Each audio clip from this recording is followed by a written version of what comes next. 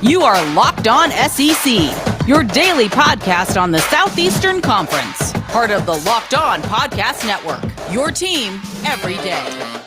What's up, everybody? Welcome into Locked On SEC. Great to have you guys along on today's show. Full reaction to Week 4 in the SEC. Plenty of upsets, dominant wins. We'll discuss them all. Who are our winners and losers of the weekend?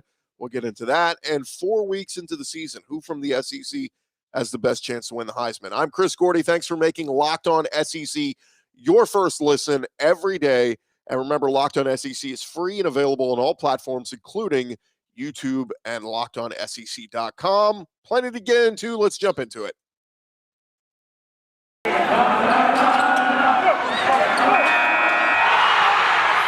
are Locked On SEC, your daily podcast on the Southeastern Conference. Part of the Locked On Podcast Network, your team every day.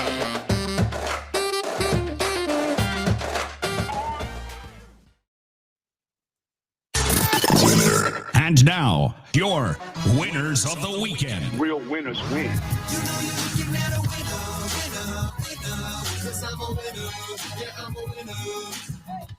Winners of the weekend. We start with Barry Odom and the Arkansas defense. A&M's receivers not able to get open all day long for Zach Calzada. Surefire tackling all day long. And the Arkansas defenders, my goodness, they played quite a game. Bumper Pool led the way with 8 tackles. Hayden Henry had 7 tackles and a sack. Grant Morgan had 3 quarterback hurries. So did Trey Williams. Barry Odom's guys got after it. Monteric Brown had an incredible interception off a deflection. If you're an Aggie fan, you probably still think that ball touched the ground.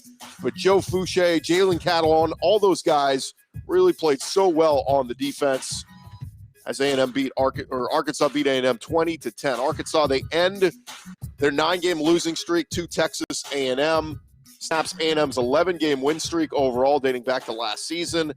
And the first time since 1988 that Arkansas beats both Texas and Texas A&M in the same season. Give kudos to the Razorbacks. First 4-0 start for Arkansas since 2003.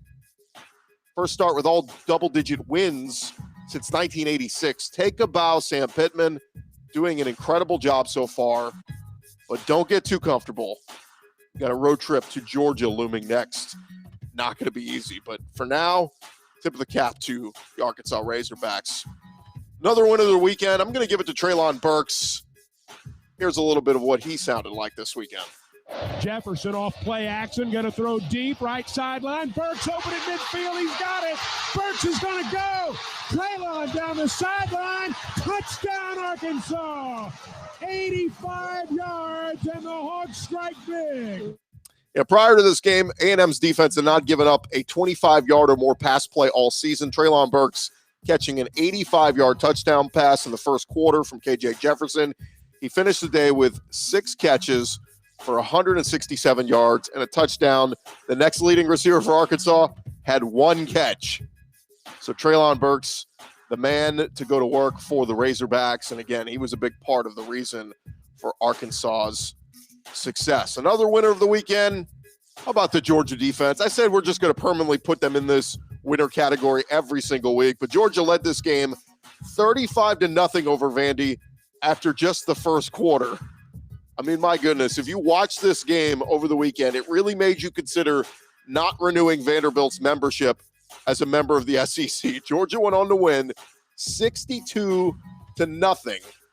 Georgia defense did what they have done all year long, suffocating Vanderbilt, picked up their first shutout of the year. They forced Vandy 3 and out 9 times. Georgia nearly had more points than Vandy had yards. They outgained Vandy 524 yards to 77. Georgia had 62 points.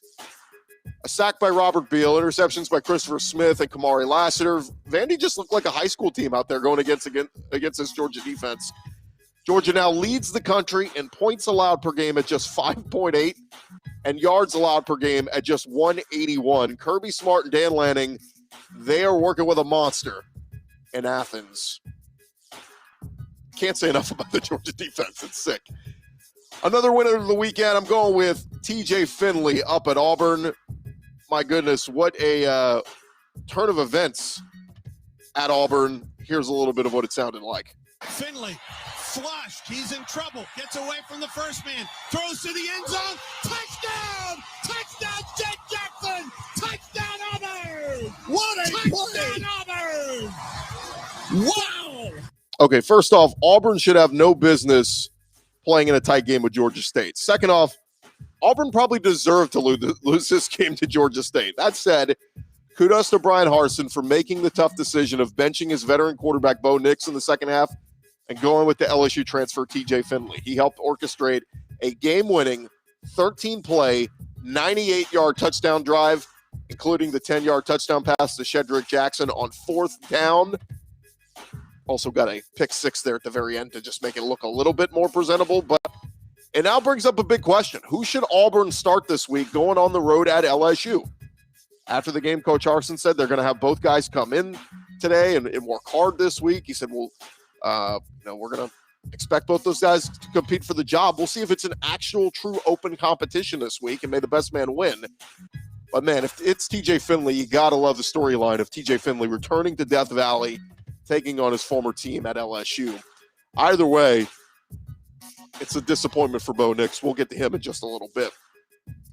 Another winner of the weekend. How about the Kentucky Wildcats? We spent so much time throughout the summer talking about Kentucky's improved offense that I feel like we neglected to spend a lot of time talking about how good their defense would be this year. And they were suffocating on Saturday in Columbia. They beat South Carolina 16-10. They had Kentucky's offense had 4 fumbles in the game, 2 from Chris Rodriguez, 2 from Josh Ali. Will Levis threw an interception. Normally when you turn the ball over 5 times, you lose the game. But Kentucky's defense held the Gamecocks at just 58 yards, rushing on 26 attempts. They held Luke Doty to just 158 passing yards. A great job by Mark Stoops' bunch, gritting out a win. That's a game in years past Kentucky would have lost. And now the stage is set for the Florida Wildcats playing host to a top 10 team in Florida. It's going to be a really, really good one this weekend. Speaking of Florida, my next winner of the weekend, one of the guys from the Florida Gators, Emory Jones. On the Tennessee 9-yard line. Emory Jones under center. Pierce the back. Jones rolls right, looks to throw the ball right side. Rick Wells on a catch and a touchdown. Beautifully executed pass play coming to the near side to Rick Wells, and the Gators lead 30-14. Great game for Emory Jones last week against Alabama, and with Anthony Richardson still out this week for Florida, Jones did get another really good game against Tennessee. 21 for 27, 209 yards passing, 2 passing touchdowns, no INTs, and then 15 carries for 144 rushing yards. He did so much for Florida in this game. I think he deserves a lot of credit. And you also credit Florida for their halftime adjustments in this one. They led just 17-14 at the half. They outscored the Vols 21-0 in the second half. We forget Emory Jones has made only 4 career starts. Had just 2 passing touchdowns with 4 INTs in those first 2 games. He's slowly getting better each and every week, which is saying something because the competition's only getting better. Got a lot of confidence, and it looks like this entire Florida team trusts in him. He's the unquestioned leader. But I do still think you can use Anthony Richardson when healthy on some plays mixed in. Again, a tough road test up next in Lexington taking on Kentucky. Another winner of the weekend, I'm going with Max Johnson and the LSU defense. So Max Johnson, the quarterback, and their defense kind of combined here. Max Johnson, another big game, 280 yards with 4 passing touchdowns at Mississippi State, a 28-25 road win. Johnson now has over 1,100 passing yards with 15 passing touchdowns on the season. He's recorded 6 straight games with at least 3 touchdown passes. Joe Burrow had 7 of those. So Johnson can tie that record with 3 touchdown passes this week against Auburn. Defensively for LSU, no Derek Stingley, but they executed their game plan against State. DC Durante Jones had a game plan, keep everything in front of you. Let State drive the ball between the 20s. We're going to tighten up in the red zone, and that's what LSU did. Ali Gay had a sack. Cordell Flott had an interception. And while State didn't put up almost 500 yards of total offense, LSU made plays when they mattered most. They continue to lead the nation in sacks, tied with Syracuse, Marshall, and Troy, all with 18 team sacks. A big one this Saturday night hosting Auburn in Tiger Stadium. So a couple more winners from the weekend. I'm going to go with Jameson Williams over at Alabama. Jameson Williams from a yard deep to the 10. 15-20, cuts left, up the middle. He's got running room, spun around, breaks the tackle. He's on his way. He's going to bring it back 101 yards. Touchdown, Alabama. 14 seconds and 101 yards. Yeah, the Ohio State transfer wasted no time this week in letting his presence known. He took that opening kickoff back, 100-yard kickoff return. He also added an 81-yard touchdown catch on his second touch and another 83-yard run back a little while later. He recorded 258 all-purpose yards on just 4 touches. Jalen Waddle, who? Nick Saban called Williams after the game a dog, said he loves playing, plays fast, plays hard. And on a receiving core with the likes of John Mechie, Slade Bolden, JoJo Earl, it's Jameson Williams leading the team in receiving yards, right at about 300. One other winner of the week, I'm going to give it to Nick Saban in Alabama. Look, I know it was just Southern Miss. They beat 63-14. But Alabama won its 100th game in a row over an unranked team. That is the longest streak in the AP poll era, which started in 1936. Every week, Nick Saban does something that just creates more history. And it never ceases to amaze us, some of the things he does. A lot of us don't like him. A lot of us root for schools that Alabama beats. But nonetheless, you got to tip your cap and say it's the best of all time. Thanks again for making Locked On SEC your first listen every day. Coming up next, we will hit on our depressed losers of the weekend. That's coming up next. Need to remind you guys about our friends over at Prize Picks. If you're a college football fanatic like me, and you haven't heard about Prize Picks yet, you need to go check them out. They are daily fantasy made easy. I love it, and I know you guys will too. They are a leader in college sports daily fantasy. They offer more college football props than anyone in the world, and they offer all the star players of the Power 5 and much, much more. Prize Picks offers any prop you could think of, from yardage to touchdowns, even interceptions thrown. All users that deposit and use our promo code Locked On, you'll receive a 100% instant deposit match up to $100. Just be sure to use that promo code Locked On, LOCKEDON. Prize Picks is an award-winning app on both the App Store and Google Play. Entries can be made in 60 seconds or less. It is that easy. Don't hesitate. Check out prizepicks.com right now. Use the promo code Locked On, or go to your App Store and download the app today. Prize Picks is daily fantasy made easy.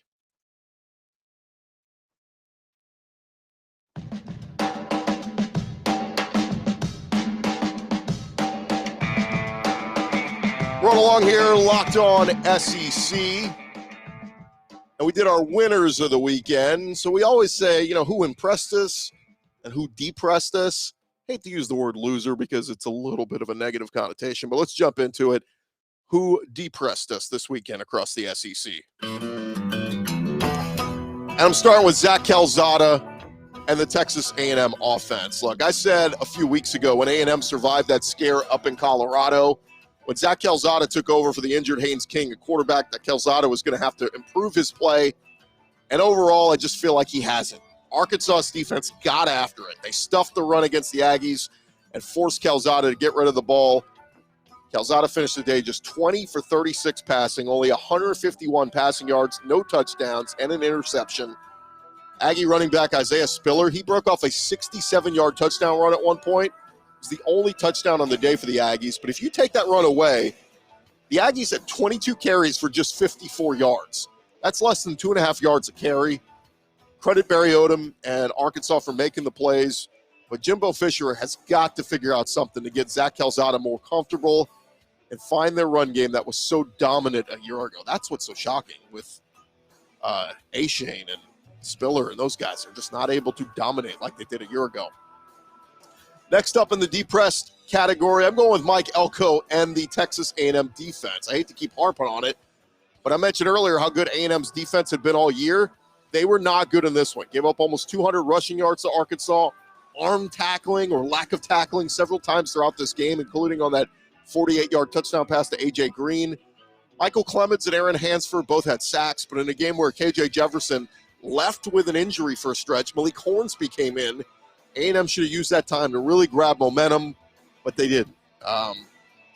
Check out some of the run plays Arkansas gashed A&M for. A 19-yard run by Treylon Smith, a 19-yard run by K.J. Jefferson, 16-yard runs for Hornsby and Dominique Johnson. Arkansas was just constantly moving the ball on the ground over 440 total yards of offense, no turnovers for Arkansas. I thought the Aggies were going to need one or two of those to win this game. They did not get them. And now A&M has got to regroup and get ready for a hungry Mississippi State team coming into Kyle Field on Saturday. As we mentioned earlier, this snapped A&M's 11-game win streak dating back to last season. Next up in our depressed category, I'm going with Bonix. Man, he was very depressing this weekend. I already mentioned when we praised TJ Findlay, Bonix had not been good in these last two games. He looked great the first 2 weeks against Akron and Alabama State, but against Penn State and Georgia Southern, not one touchdown pass. And the completion percentage has dipped to just over 50% the past 2 weeks. As a veteran quarterback like he is, you can't have two straight games without a touchdown pass. Big decision coming this week if Brian Harsin decides to bench Bonix for TJ Findlay. Next up on our depressed list, I'm going with South Carolina and Shane Beamer. You force several turnovers, you don't turn the ball over, and you still lose that game. I thought some boneheaded decisions by Shane Beamer throughout this game, including passing on a field goal opportunity to go for it on a fourth down that they didn't convert in a one-score game or low-scoring game like this. Take any points you can. South Carolina did struggle to move the football for much of the night. Just 216 total yards of offense. They were just 3 for 12 on third downs. But again, take any scoring opportunities you can. A young head coach in Shane Beamer is going to learn from some of these bad choices. I thought the crowd brought the noise. They brought the energy. That stadium was rocking, but the Gamecocks disappointed, dropping their second in a row, now 0-2 in the SEC. Next up in our depressed category, I got Vanderbilt. Look, no use spending too much time on it, but Vandy just got bludgeoned by Georgia and Nashville, 62-0. It was Vandy's fourth straight loss to Georgia, its 14th straight SEC loss, and they are very much still in the midst of a rebuild under Clark Lee. I just have a hard time finding any positives for Vandy this year. They get UConn this week, who's a team they should be able to pick up their second win of the season over. But Ken Seals and Mike Wright, the two Vandy quarterbacks, they've combined for 5 interceptions, sacked a combined 7 times. Clark Lee is really going to have to work hard to earn that paycheck the rest of the season, and honestly may have to work to earn it even harder in the years to come. It's going to take a while to get Vandy turned around. Another depressed of the weekend, I got Missouri coach Eli Drinkwitz. Look, he raised eyebrows last week when he said he would have rather faced a regional rival in the Tigers recruiting area rather than travel up to Boston. And after Missouri's 41-34 overtime loss up at Boston College, BC coach Jeff Hafley said it was a great day for the Commonwealth of Massachusetts. Their fans stormed the field after the game as BC improved to 4-0. Mizzou dropped to 2-2 on the year. But I thought an odd call in overtime by Drinkwitz. They're trailing 41-34. You start your first possession of overtime, and you have your quarterback, Connor Bazelak, who had a pretty good game, goes right to the end zone on the very first play of OT, and he is intercepted by BC. Game over. I just feel like that's not a high percentage play there. Kudos to the Missouri kicker, by the way, Harrison Mevis. He made a 56-yarder to even send this game to overtime. But I think Eli Drinkwitz learned, look, do not give your opponent any extra motivation during game week, saying you think you're better than having to travel up to play them. Was not good. And lastly, our depressed of the weekend, I'm going with Mike Leach over at Mississippi State. With the defensive approach that LSU was deploying on Saturday, they were bringing just 3 down linemen almost the entire game. They were daring State to run the ball. And at times when State did, they had great success. Running back Dylan Johnson averaged over 6 yards a carry. Jaquavius Marks, he had almost 50 yards rushing as well. But Mike Leach, so hard-headed with the air raid attack, relying on so many pass attempts. This is a game if Mike Leach would have adapted and committed to the run a little bit more, they could have had a chance to win this game. Well, with Mississippi State now at 2-2, 0-1 in the conference, I just think things could get really ugly the rest of the season with Leach in Starkville. Still has to play 5 top 25 teams in Alabama, A&M, Arkansas, Auburn, and Ole Miss, as well as a really tough Kentucky team. It is going to be really hard to envision Mike Leach and the Bulldogs finishing bowl eligible. And that's where they are right now. There we go. All right, when we return, we're going to get to our honorable mentions of the weekend. That is coming your way next.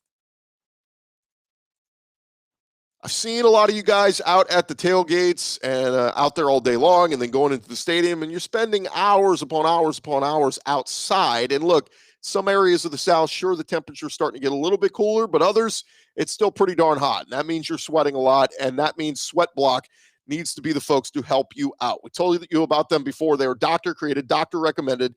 Their wipes work for up to 7 days per use. They give you the dry shirt guarantee. If SweatBlock wipes do not keep you dry, then you will get your money back. They're currently number one in the Amazon antiperspirant category. Go check them out. They're stronger and more effective than most clinical antiperspirants. Use the SweatBlock antiperspirant wipes. You simply put it on at night. You go to bed. The next morning, you wake up, you wash, you go about your day without worrying about sweat. Guaranteed.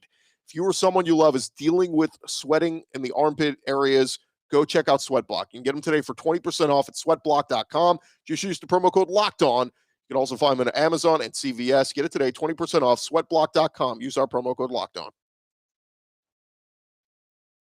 It's a great time of the year, as you know you're going to be stuffing your face come Thanksgiving and Christmas time, to start making some healthier choices when it comes to what you eat. And Built Bar is that healthy alternative. They are the best tasting protein bar ever. Of course, the 9 delicious flavors out there, from coconut to coconut almond cherry, raspberry mint brownie, my personal favorite. If you haven't tried them all, you can always get that mixed box where you get 2 of each of their 9 flavors. But many of the flavors packed 17 grams of protein, only 130 calories, 4 grams sugar, 4 grams net carbs. They're chocolate protein bars that taste really good and are packed with protein that is good for you, whether it's after a workout or just a late afternoon snack. Instead of grabbing a bag of chips or cookies or whatever, reach for a Locked On. You can order today, get that raspberry mint brownie or whatever you like. Go to BuiltBar.com. Use our promo code LOCKED15. That's LOCKED15. You'll get 15% off your first order if you've never ordered from them before. Use the promo code LOCKED15 for 15% off over at BuiltBar.com.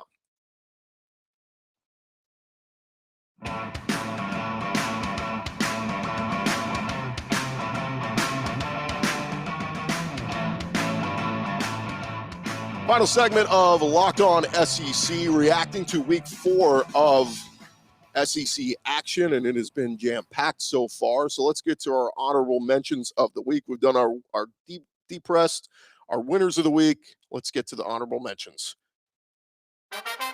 And we start over at Alabama with tight end Jaleel Billingsley, a guy who spent the majority of fall camp at Nick Saban's doghouse. He has been slowly coming out of it. Caught a touchdown last week against Florida, and then this week had his breakout game, 5 catches, 105 yards, and a touchdown against Southern Miss. First 100-yard receiving game in his career. He kind of fallen behind Cameron Latu in the first couple weeks, but Billingsley seems to be doing all the right things now in Saban's eyes. So increased playing time, increased productivity. He's definitely a name to watch the rest of the season. Another honorable mention of the week, I'm going to give it to Josh Heupel and the Tennessee offense. Look, I know they lost, 38-14? But in a game where Tennessee trailed just 17-14 at the half, I thought Heupel dialed up some really good plays, especially in the first half. Hendon Hooker, he threw for over 200 yards, 2 touchdowns, hooked up with Javonte Payton on a 75-yard touchdown, Tyon Evans on a 47-yard score. The run game was pretty good at times with Jabari Small and Evans. Granted, they did get shut out in the second half, so can't call them a winner of the week. But I thought there were some encouraging things in this one in a hostile environment in the swamp. Over 400 yards of offense for Tennessee in the loss. Problem was the defense gave up over 500 yards to Florida. Joe Milton, he got in at the end of the game, took them down the field on a drive that stalled at the goal line. But overall, I thought Hooker is playing very well. And I'm encouraged for the Vols offense as they go on the road to face a stumbling Missouri team this week. It just really showed, man, all those opt-outs and transfers that they had in the last year, they're just thin, and they got worn down. But it's encouraging. Josh Heupel's doing some good things. The future, albeit could be far off, looks bright for the Vols down the road.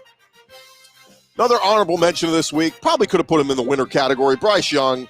I kept him out this week just because it was Southern Miss, but 20 for 22 for over 300 yards and 5 touchdown passes. Bryce Young very much keeping his name in the Heisman conversation, as he has thrown for 1,000 yards with 15 passing touchdowns. He did throw his first pick of the season late in the game on Saturday. Bryce Young became the first player in Alabama history with 5 passing touchdowns and 2 or fewer incompletions in a game. Quite a stat there, but a huge battle of Heisman contenders coming up this weekend between Bryce Young and Matt Corral. And depending on where you have your vote. Look, if I had my vote today, I probably would give it to Bryce Young because he's got the tough win on the road at Florida where they found a way to survive that one and win. But Matt Corral, I'm telling you right now, if he finds a way to play really, really well, even in a loss against Alabama, well, let's say he throws for like 400 yards, 6 touchdowns, he will stay in the Heisman race. If Matt Corral can beat Alabama, he automatically moves into the number 1 spot in my mind as far as the Heisman race goes. Another honorable mention of this weekend, I give it to Will Rogers at Mississippi State. I just want to give the guy some credit before his arm falls off. He threw 67 passes last week at Memphis. He threw 62 this week versus LSU.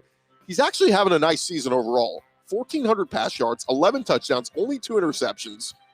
And for all the passes he throws, he's only been sacked 7 times. He gets the ball out quick. He played pretty well overall against LSU. The touchdown drives, it just came too late in the game to make a difference, and obviously it led to the loss. But I think Will Rogers deserves some credit for what he's doing there at Mississippi State. Lastly, one of our other honorable mentions of the weekend goes to a Georgia tight end by the name of Brock Bowers.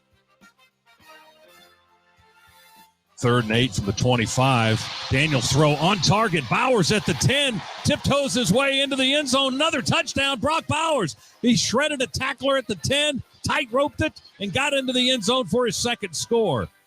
Tight end Brock Bowers started the scoring for the Bulldogs on Saturday with a 12-yard run on an end around. He became the first Bulldogs player to run for a touchdown and catch a touchdown pass in the same game since Todd Gurley did it versus Florida back in 2013. Bowers later caught a 29-yard pass from Bennett, Bennett in the 3rd quarter. A lot of talk this offseason about Darnell Washington, who's been injured, but Brock Bowers, the freshman, has been really impressive so far. And whether it is Stetson Bennett or JT Daniels, whoever threw him the football, he's been very good. And there you have it. Those are our honorable mentions of the week in SEC Week 4. And, man, what a Week 5 it's going to be. Some huge matchups this week. We will talk about them all throughout the week right here on Locked On SEC. And, again, thanks so much for making Locked On SEC your first listen every day. One quick reminder, betting on the SEC does not have to be a guessing game. Check out the Locked On Bets podcast brought to you by BetOnline.ag. Lee Sterling giving you the lock of the day there. I am Chris Gordy. We'll talk to you guys tomorrow right here on Locked On SEC. So much to talk about this week. So looking forward to this week. We'll get into it all. Talk to you guys tomorrow.